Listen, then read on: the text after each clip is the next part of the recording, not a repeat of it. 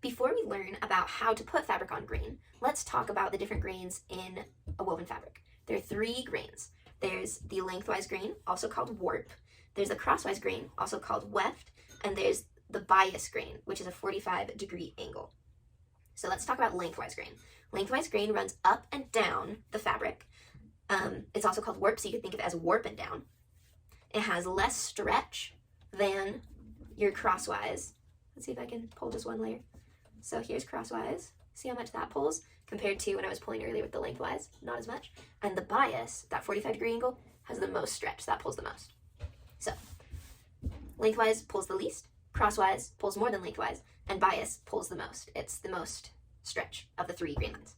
Lengthwise grain is parallel to the selvage. That's one way that you can identify the lengthwise grain.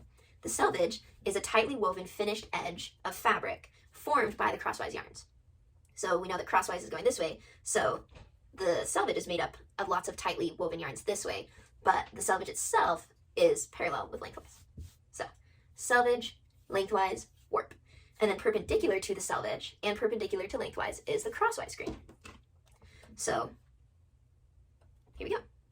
Right angle. You can hardly see it because this is an invisible ruler, but crosswise is perpendicular to the selvage and perpendicular to the lengthwise grain. Then, like we said, the bias is a 45-degree angle and it has the most stretch. So that's how you can identify the 3 different grain lines, and it becomes important as we're trying to get fabric on grain. The lengthwise and the crosswise yarns should be, how do I do this? Should be at right angles with each other. And I'm going to go through the steps of how to get them to right angles. The first step is to pre-shrink your fabric by washing and drying it. So this just came out of the dryer. You can see that it has all these loose threads on it, which we'll take care of later. But the reason that you want to pre-shrink your fabric before you cut it out is because if you cut out all your pieces, sewed it all together, and then put it in the washer and dryer, and then it shrinks, then you have a smaller project than you intended. But if you pre-shrink the fabric, then after all the pieces are cut and sewn together, they're not going to shrink as much, if any, and so it'll be the size that you planned on. Now that you've washed and dried your fabric to pre-shrink it, the next step to getting it on grain is to find the cross grain. So to actually find the crosswise grain, you have your lengthwise, like we were talking about, this selvage edge. So we know that this is lengthwise and this is crosswise. We want to get one thread going across this whole thing instead of cutting into multiple threads. So what we're going to do is we're going to cut into your lengthwise grain. So you're cutting across the lengthwise grain because the crosswise grain goes across the lengthwise. It's perpendicular. So I cut into the lengthwise, but you can see that this cut is on the crosswise direction.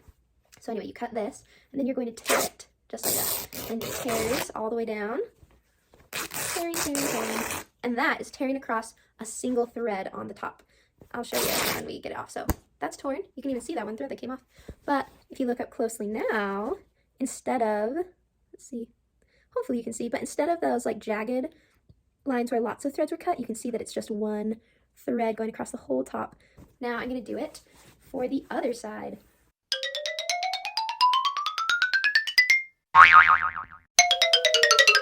But it's the same principle.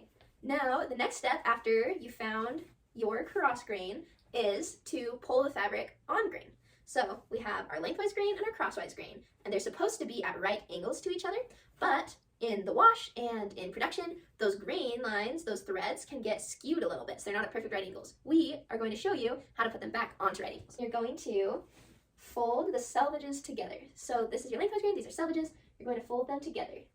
And then I'll give you this side, and you're going to make sure you're going to line them up so that these crosswise edges, this is because this is your selvage, this is your crosswise grain, you want them to align. So fold it like they're going to align, and then grab onto the fold.